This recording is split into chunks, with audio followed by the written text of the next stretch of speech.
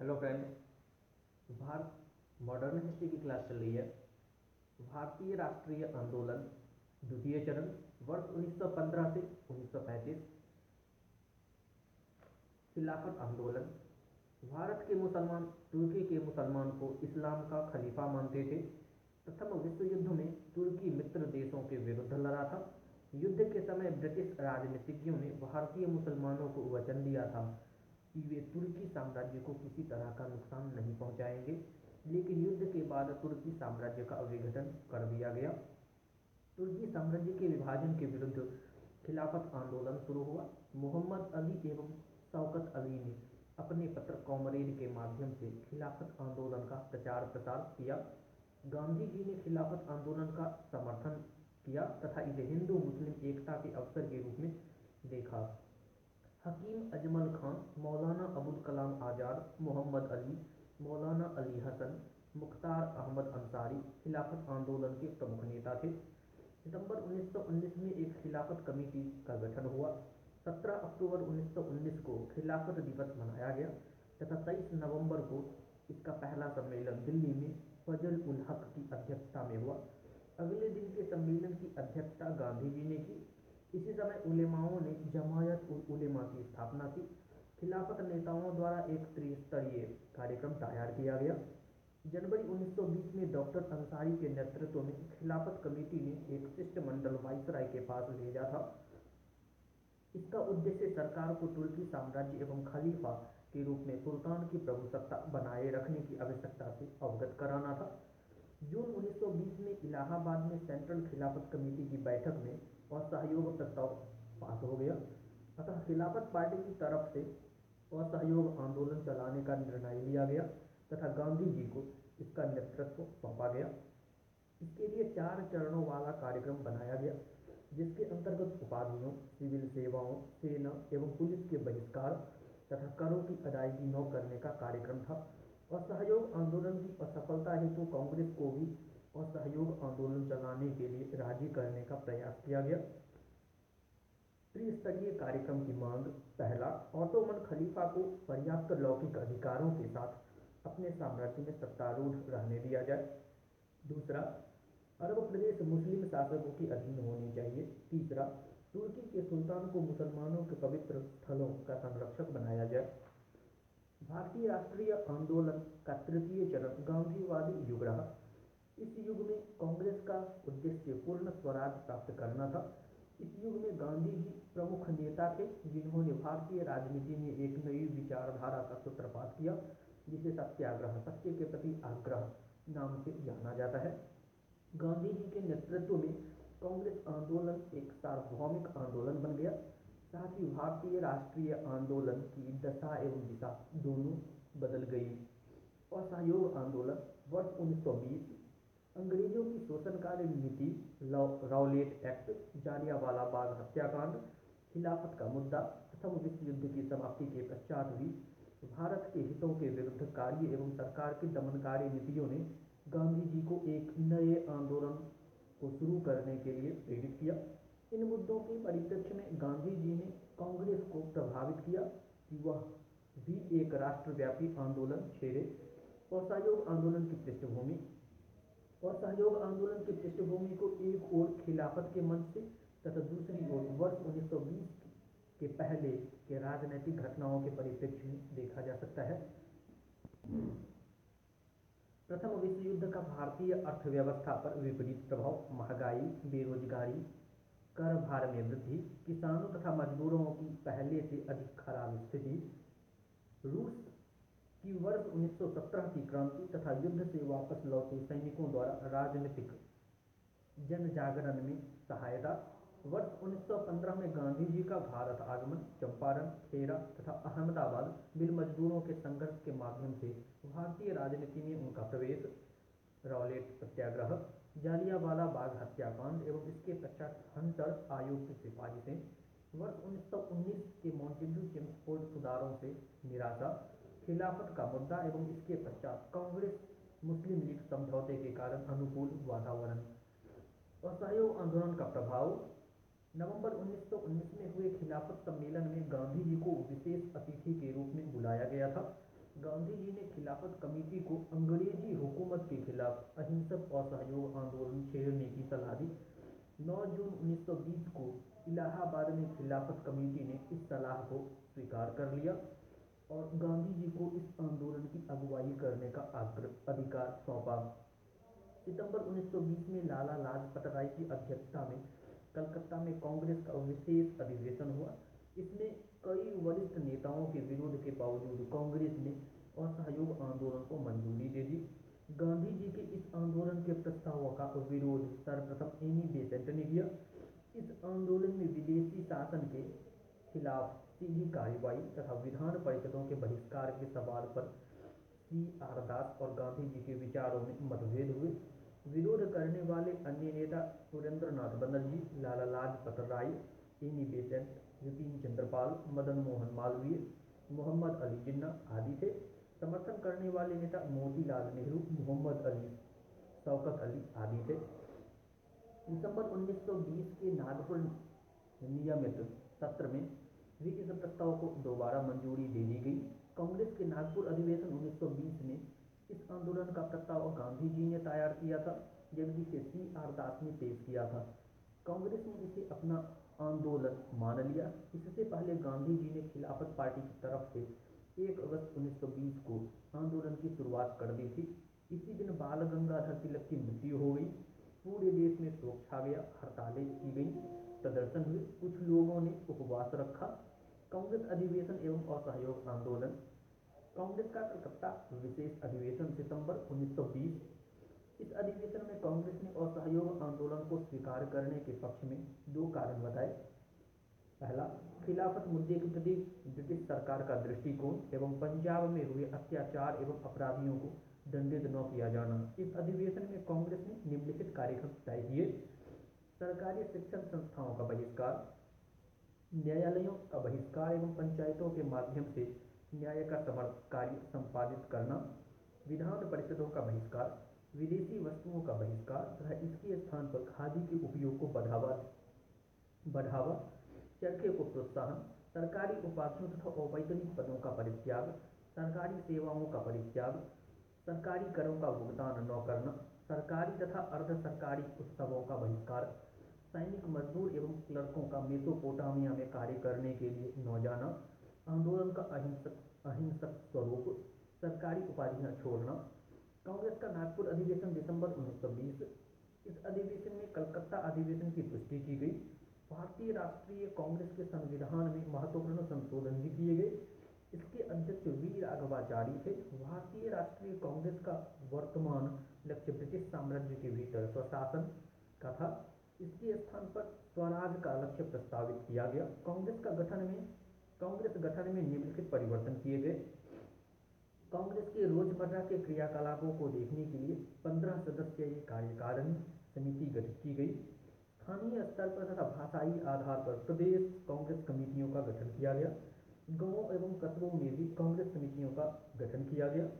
सदस्यता फीस 25 पैसा 4 आना सालाना कर दी गई। सभी वयस्कों को कांग्रेस की सदस्यता प्रदान करने का लक्ष्य रखा गया। 300 सदस्यों वाली अखिल भारतीय कांग्रेस समिति का गठन किया गया। स्वयं सेवकों का दल बनाना और इसमें 1.5 लाख स्वयं सेवकों को भर्ती करना। उपरोक्त परिवर्तन के अतिरिक्त स्वदेशी बही, विशेषकर हाथ की कताई बुनाई को प्रोत्साहन देना, हिंदुओं में अस्पृश्यता का निवारण, हिंदू मुस्लिम एकता का संवर्धन तथा यथासंभव हिंदी के प्रयोग आदि को सम्मिलित किया गया। गांधी जी ने यह आश्वासन दिया कि यदि इन कार्यक्रमों का पूरी तरह अमल हुआ तो 1 वर्ष के भीतर ही स्वराज प्राप्त हो जाएगा। असहयोग आंदोलन के दौरान गांधी जी अंग्रेजी वस्त्रों का व्यापक बहिष्कार किया गया। यह आंदोलन का सर्वाधिक सफल कार्यक्रम था तथा इससे अंग्रेजी सरकार को भारी घाटा हुआ। कांग्रेस का विजयवाड़ा विशेष अधिवेशन अप्रैल 1921। इस अधिवेशन में कहा गया कि देश अभी सविनय अवज्ञा के लिए पर्याप्त अनुशासित, संगठित और तैयार नहीं है और निर्णय लिया गया कि 30 जून तक तिलक स्वराज कोष के लिए 1 करोड़ राशि एकत्रित की जाएगी। कांग्रेस में 1 करोड़ सदस्य भर्ती किए जाएं और 20 लाख चरखे लगाए जाएं। यह अधिवेशन एक अन्य कारण के लिए भी प्रसिद्ध है। इसी अधिवेशन में पिंगली वेंकैया ने गांधी जी को तिरंगा झंडा प्रस्तुत किया था। इस अधिवेशन के पश्चात गांधी जी ने सिर्फ लंगोटी पहनने का निश्चय किया। कांग्रेस का अहमदाबाद अधिवेशन दिसंबर 1921। इस अधिवेशन में कांग्रेस ने गांधी जी को सविनय अवज्ञा का लक्ष्य समाहित था भावी रणनीति तय करने का पूरा अधिकार दे दिया। इस अधिवेशन के अध्यक्ष हकीम अजमल खां से 18 साल से ऊपर के सभी व्यक्तियों को स्वयं सेवक बनने की अपील की गई तथा उन्हें गिरफ्तारी देने को कहा गया। इसी सम्मेलन में कांग्रेस के इतिहास में पहली बार हसरत मोहानी द्वारा पूर्ण स्वतंत्रता जो सभी विदेशी नियंत्रण से मुक्त हो को कांग्रेस का लक्ष्य घोषित करने की मांग की गई। यद्यपि इस प्रस्ताव का महात्मा गांधी द्वारा विरोध किया गया। अहमदाबाद अधिवेशन के पश्चात गांधी जी ने वायसराय को पत्र लिखा जिसका जिसका सरकार पर कोई असर नहीं पड़ा। वह अपना दमन तक चक्र चलाती रही। 1 फरवरी 1922 को गांधी जी ने घोषणा की कि यदि सरकार राजनैतिक बंदियों को रिहा कर नागरिक स्वतंत्रता बहाल नहीं करेगी तथा प्रेस से नियंत्रण नहीं हटाएगी तो वे देशव्यापी सविनय अवज्ञा आंदोलन छेड़ने के लिए बाध्य हो जाएंगे। गांधी जी ने 1 सप्ताह का समय दिया। आंदोलन के कार्यक्रम। कांग्रेस द्वारा इस आंदोलन को अपनाने के कारण राष्ट्रीय आंदोलन की व्यापकता बढ़ी। इसे लोकप्रिय बनाने के लिए स्वयं गांधी जी ने देश भर की यात्राएं की। फरवरी 1921 से आंदोलन की गति तीव्र हो गई और सहयोग आंदोलन के तहत 2 प्रकार के कार्यक्रम बनाए गए। सरकार विरोधी कार्यक्रम, सरकारी खिताबों और मानद उपाधियों का त्याग करना, स्थानीय निकायों में नामजदगी वाले पदों से त्यागपत्र, सरकारी दरबारों और सरकारी अफसरों द्वारा या उनके सम्मान में किए जाने वाले सरकारी और अर्ध सरकारी उत्सवों में भाग न लेना, बच्चों को सरकारी स्कूलों से हटा लेना, विवादों को सरकारी अदालतों में न ले जाना, मेसोपोटामिया के लिए सेना में भर्ती न होना। और सहयोग आंदोलन के कार्यक्रमों को बहुत लोकप्रियता मिली। हिंदू एवं मुसलमान दोनों ने इनको स्वीकार किया। विदेशी वस्तुओं की होलियां जलाई गई। विद्यार्थियों ने विद्यालयों को त्याग दिया। वकीलों ने अदालत जाना छोड़ दिया। अनेक लोगों ने सरकारी पदों से त्यागपत्र दे दिया और सरकारी उपाधियां लौटा दी गई। रचनात्मक कार्यक्रम। असहयोग आंदोलन के तहत सरकार के विरोध में किए जाने वाले कार्यक्रम के साथ साथ अनेक रचनात्मक कार्यक्रम भी हुए। स्वदेशी को बढ़ावा देना, इसके लिए चरखा और खादी को लोकप्रिय बनाना, तिलक स्मारक कोष की स्थापना जिसमें 1 करोड़ रुपये एकत्र करने का लक्ष्य रखा गया, खादी को प्रोत्साहित करने हेतु 20 लाख चरखों का वितरण, सरकारी विद्यालयों को छोड़ने वाले विद्यार्थियों के लिए राष्ट्रीय विद्यालयों की स्थापना। इस क्रम में Kashi Vidyapith, Gujarat Vidyapith, Bihar Vidyapith, Bengal national university, national college Lahore, Jamia Millia Islamia college Aligarh, बाद में दिल्ली स्थानांतरित आदि की स्थापना की गई। विवादों के निपटारे के लिए पंच फैसला पीठें स्थापित की गई। असहयोग आंदोलन के विभिन्न राज्यों में प्रगति। पंजाब, लाला लाजपत राय की प्रेरणा से लाहौर में विद्यार्थियों द्वारा विद्यालयों का सफल बहिष्कार हुआ। यहाँ पर सशक्त अकाली विद्रोह उठा जो आरंभ में धार्मिक सुधारवादी आंदोलन था लेकिन थोड़े समय के लिए असहयोग आंदोलन के साथ एक रूप हो गया। नवंबर 1925 में सिख गुरुद्वारा एवं श्राइन एक्ट के द्वारा गुरुद्वारों का नियंत्रण शिरोमणि गुरुद्वारा प्रबंधन कमेटी के हाथों में दे दिए जाने पर समाप्त हो गया। अकाली आंदोलन का उद्देश्य भ्रष्ट महंतों के प्रभुत्व से गुरुद्वारों को छुड़ाकर प्रबंध अपने हाथ में लेना था। राजस्थान, यहाँ एक सशक्त शिक्षक आंदोलन चला। यह सामंती रजवाड़ों वाला क्षेत्र था। यहाँ पर पहले से ही बिजौलिया के जागीरदार के विरुद्ध आंदोलन चल रहा था जिसका नेतृत्व सीताराम दास, विजय सिंह पथिक, मणिकलाल वर्मा ने किया। और असहयोग आंदोलन के समय भी यह आंदोलन चल रहा था। आगे चलकर मणिकलाल वर्मा ने राष्ट्रवादी मेवाड़ प्रजामंडल 1938 की स्थापना की। वर्ष 1921 से 1922 के दौरान मोतीलाल तेजावत के नेतृत्व में भील आंदोलन हुआ। इसने जनजातियों को एक करने के लिए एका आंदोलन शुरू किया। बम्बई प्रेसिडेंसी, यहाँ जयराम, दौलत राम गांधी जी के घनिष्ठ सहयोगी तथा स्वामी विवेकानंद महत्वपूर्ण नेता हुए जिन्होंने बम्बई में असहयोग आंदोलन को बढ़ावा दिया। गुजरात, यहाँ गांधी जी आंदोलन सबसे अधिक सशक्त रहा। कृष्णदास गांधी जी के साथ बारडोली तालुके के निरीक्षण के लिए गए। महाराष्ट्र यहाँ असहयोग आंदोलन अपेक्षाकृत कमजोर रहा, कर्नाटक इससे अछूता रहा। मद्रास इस आंदोलन के दौरान वर्किंघम एवं कर्नाटक टेक्सटाइल मिल्स में 4 माह लंबी हड़ताल हुई। इसमें थिरुविका जैसे स्थानीय नेताओं का सहयोग मिला। सलेम के वकील राजगोपालाचारी ने वर्ष 1921 में वकालत छोड़ दी, यद्यपि सत्यमूर्ति, कस्तूरी रंग अय्यर जैसे राष्ट्रवादी नेताओं ने इसे अनिच्छापूर्वक अपनाया। आंध्र मोहाना छत्र यहाँ यह आंदोलन सशक्त रहा। कोंडा वेंकटपैया, ए कालेश्वर राव, टी प्रकाशम और पट्टाभी सीतारमैया जैसे नेताओं का समर्थन मिला। यहाँ व्यापारी वर्ग का भी पर्याप्त समर्थन प्राप्त हुआ। उन्नवा लक्ष्मी नारायण के तेलुगु उपन्यास मालपल्ली वर्ष 1922 में गांधीवादी उपायों का जिक्र किया गया है। गुंटूर जिले के चिरालपराल में डूगीराला गोपाल कृष्णैया के नेतृत्व में विद्रोह हुआ था। मालाबार क्षेत्र इरनाड और वल्लूवनाड ताल्लुकों में कई जगह तक पुलिस नियंत्रण समाप्त रहा। अनेक स्थानों पर खिलाफत गणराज्य स्थापित किए गए, जिनके राष्ट्रपति कुन्हमद हाजी, कलातिंगल मोहम्मद अली मुस्लियार, सीदी काया तंगल, इम्बचे कोया तंगल आदि थे। असम सुरमा घाटी के चाय बागानों में चारगोला के कुलियों ने गांधी महाराज की जय के नारे लगाते हुए पारिश्रमिक में भारी वृद्धि की मांग की। वर्ष 1921 की घटनाओं ने असमिया साहित्य पर गहरी छाप छोड़ी। असम केसरी अंबिका गिरी राय चौधरी की कविताओं में इसे देखा जा सकता है। वैष्णव संप्रदाय के गीतों में गांधी जी को कृष्ण का स्थानापन्न बना दिया गया। बंगाल C.R. दास के गांधी जी के पक्ष में न होने के पश्चात यहाँ भी आंदोलन हुआ। C.R. दास के 3 अनुयायियों वीरेंद्रनाथ ने मिदनापुर, J.M. सेन गुप्ता ने चटगांव तथा सुभाष चंद्र बोस ने कलकत्ता में नेतृत्व किया। C.R. दास की पत्नी वसंती देवी का अनुसरण करते हुए कई उच्च वर्ग की महिलाएं जेल गईं। बिहार गांधी जी ने इस प्रांत के बारे में स्वयं कहा, ऐसा प्रांत है जहां असहयोग आंदोलन की दिशा में सर्वाधिक ठोस कार्य हो रहा है।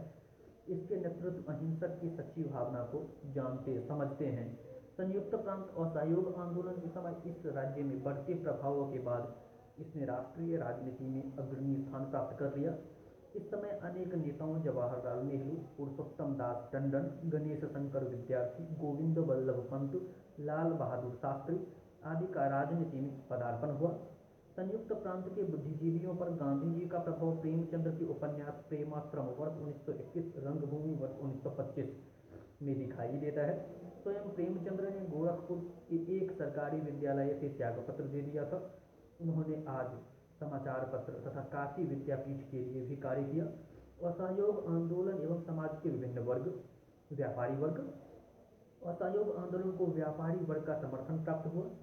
इससे कांग्रेस की स्थिति में सुधार हुआ। वर्ष 1920 में अखिल भारतीय कांग्रेस कमेटी के कोष में केवल 43,000 थे, किंतु वर्ष 1921 से 23 की अवधि में 130 लाख जुटाने में सफल रही। शायद असहयोग आंदोलन को व्यापारी वर्ग का समर्थन देखकर ही ब्रिटिश सरकार घबरा गई और वर्ष 1921 में भारतीय प्रतिनिधियों वाले एक वित्तीय आयोग का गठन किया, जिसका कार्य भारतीय उद्योगों में शुल्क पद्धति को सुरक्षित रखने के प्रश्न पर विचार करना था तथा बड़े व्यापारियों का एक गुट असहयोग आंदोलन के विरुद्ध था। इनके द्वारा वर्ष 1920 में असहयोग आंदोलन विरोधी सभा की स्थापना की गई। इसके संस्थापक पुरुषोत्तम दास ठाकुर अध्यक्ष, जमना दास, द्वारकानाथ, कावसजी, जहांगीर, फिरोज सेठना और शीतलवाद आदि थे। श्रमिक वर्ग। इस अवधि में हुई 376 हड़तालों से श्रमिकों की भागीदारी का पता चलता है। स्वामी विश्वानंद और स्वामी दयानंद ने झरिया खदान क्षेत्र के खनिकों को संगठित करने का प्रयास किया। कांग्रेस के भी कुछ नेता हड़तालों में सक्रिय रहे, लेकिन गांधी जी का इस संबंध में दृष्टिकोण स्पष्ट था। उनका मानना था कि अहिंसक और सहयोग आंदोलन की योजना में हड़तालों के लिए कोई स्थान नहीं है। हम कोई राजनीतिक हड़ताल नहीं चाहते। हमारा लक्ष्य पूंजी और पूंजीपतियों को नष्ट करना नहीं है। अभी तो पूंजी और श्रम के बीच संबंधों को नियमित करना है। हम पूंजी को अपने पक्ष में प्रस्तुत करना चाहते हैं, सहानुभूतिपूर्ण हड़तालों को बढ़ावा देना भूल होगी। कृषक वर्ग संयुक्त प्रांत के अवध क्षेत्र में वर्ष 1918 से पहले किसान सभा और किसान आंदोलन शक्तिशाली हो रहे थे। असहयोग आंदोलन ने पहले से चल रहे इस आंदोलन को और तेज कर दिया। अवध के दक्षिण तथा दक्षिण पूर्व प्रतापगढ़, फैजाबाद, सुल्तानपुर में बाबा रामचंद्र के नेतृत्व में यह विद्रोह चरम सीमा पर पहुंच गया। उत्तर पश्चिम के कुछ स्थानीय कांग्रेसियों ने अवध एकता आंदोलन शुरू किया। इस आंदोलन का नेतृत्व मदारी पासी ने किया। इनकी मांग थी कि लगान का भुगतान नकद हो। और सहयोग आंदोलन ने मालाबार में मुस्लिम काश्तकारों को भूस्वामियों के विरुद्ध खड़े होने में सहायता की। विद्रोह की प्रेरणा सबसे पहले अप्रैल 1920 में मालाबार जिले के मंजेरी में हुई कांग्रेस कॉन्फ्रेंस से मिली। इसमें जमींदारों तथा काश्तकारों के संबंधों को नियमित करने के लिए नियम कानून की मांग की गई। इस विद्रोह का सामाजिक आधार मोबला के काश्तकार थे। शिक्षित वर्ग शिक्षा के क्षेत्र में बहिष्कार अधिक सफल रहा। लगभग 30,000 छात्रों ने सरकारी स्कूल और कॉलेज छोड़ दिया तो राष्ट्रीय स्कूल और कॉलेज में भर्ती हो गए। उस समय देश में 800 राष्ट्रीय स्कूल एवं कॉलेज थे। पूरे देश में आचार्य नरेंद्र देव, C.R. दास, लाला लाजपत राय, जाकिर हुसैन तथा सुभाष चंद्र बोस के नेतृत्व में विभिन्न राष्ट्रीय शिक्षण संस्थानों की स्थापना की गई। सुभाष चंद्र बोस को नेशनल कॉलेज कलकत्ता का प्रधानाचार्य बनाया गया।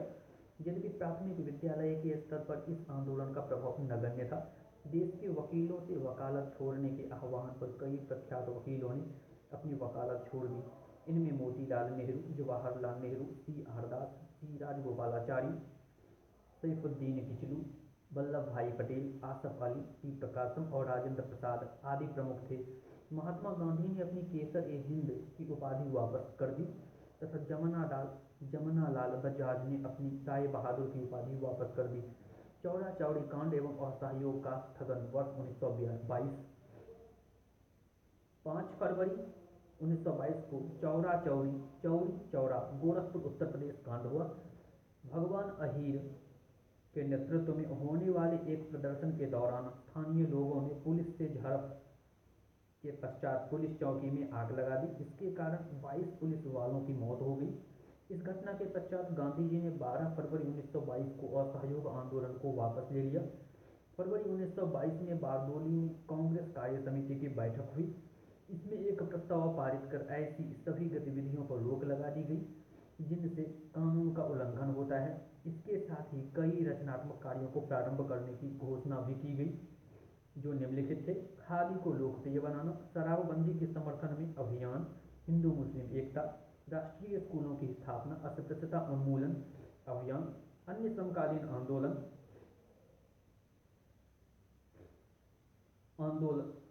झंडा सत्याग्रह नागपुर वर्ष 1923, कांग्रेस के ध्वज के प्रयोग को रोकने के विरुद्ध, बरसात सत्याग्रह गुजरात वर्ष 1923, डकैती रोकने के लिए अपेक्षित पुलिस बलों की नियुक्ति हेतु लगाए गए कर के विरुद्ध, गुरु का बाग सत्याग्रह पंजाब वर्ष 1922 से 23 और पदस्थ महंत और नवगठित शिरोमणि गुरुद्वारा प्रबंधक कमेटी के बीच विवादित भूमि पर एक पेड़ काटने के कारण तारकेश्वर सत्याग्रह बंगाल 1924, एक भ्रष्ट महंत के विरुद्ध स्वामी विश्वानंद द्वारा प्रारंभ, वायकाम सत्याग्रह केरल वर्ष 1924 से 25, मंदिर में प्रवेश हेतु T.K. माधवन द्वारा